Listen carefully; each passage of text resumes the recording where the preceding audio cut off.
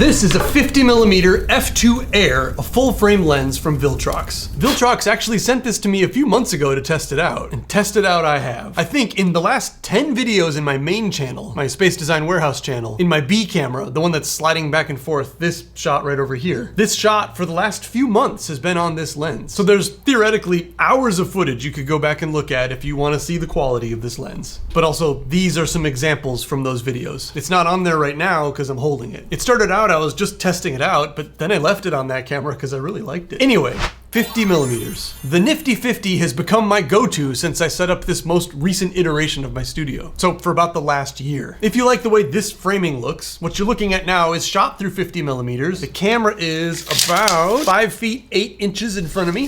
I think the lens that's on there right now is shooting at f1.4, but if you want that extra little bit of bokeh, you're gonna have to spend like 4 times the amount of money that you would spend on this Viltrox lens. This lens is under $200, a dollar under. It doesn't have any switches or buttons on it. There's no weatherproofing, and it is not optically stabilized. Although there is this really nice system Viltrox uses for firmware updates. There's just a USB-C port built right into the back of this lens, and when you plug it into your computer, it'll mount just like a drive. So then you can just download the new firmware from Viltrox's website, move it on over to the lens, and it'll install itself. And I guess talking about this lens will be more meaningful if you can see what the shot looks like through it. Here, we'll swap it out.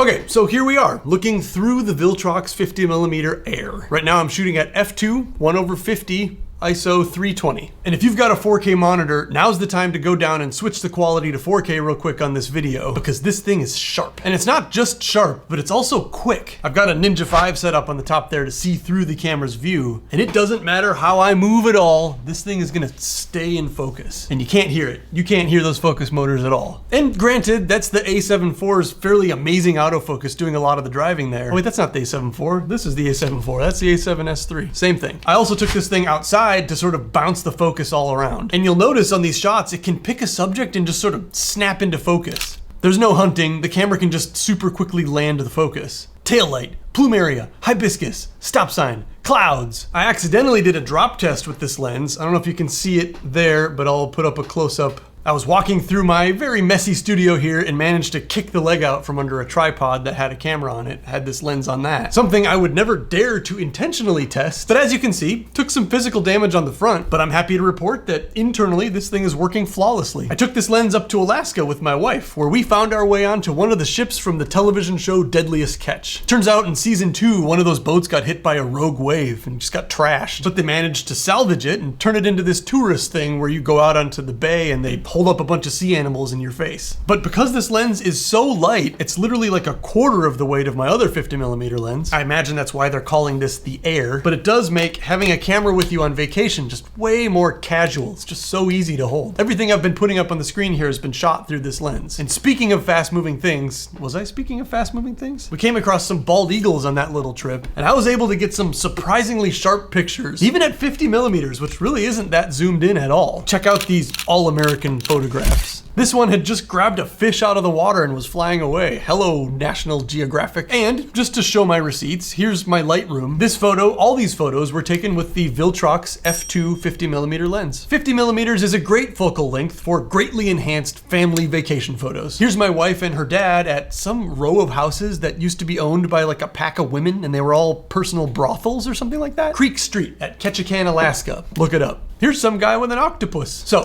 we've established this lens is good for YouTube. It's super light, so it's good for travel. It can handle a little bit of a beating, though don't try that at home. And also, this is a perfect focal length if you're someone who's shooting a lot of products. Like maybe you sell stuff on eBay and you want something a little better than just an iPhone shot of whatever thing. Here, we'll just do one live. Let's say I want to sell this lens, this other Viltrox lens that I reviewed previously. You're not going to be able to take macro shots. So if you primarily sell, I don't know, like little tiny USB-C adapters, you're going to need a special lens. You're going to need a macro lens. But for medium-sized things, f2 is definitely an open enough aperture to blow out the background. For instance, if you look at how ugly this wall actually is behind there, but that doesn't even matter because at f2, when I pull the focus to the product, all that just kind of goes away. Look at that thing. Put this in a magazine. We can compare some shots at f2, this Viltrox lens, versus a much more expensive, much bigger, much heavier lens. And if we're being honest here, my current favorite lens, the 50mm f1.4 from Sigma. The downsides with this thing is that it weighs about the same as my camera, so it gets kind of heavy over time. And it's also like 4 times as expensive as this lens. Quite a bit bigger too.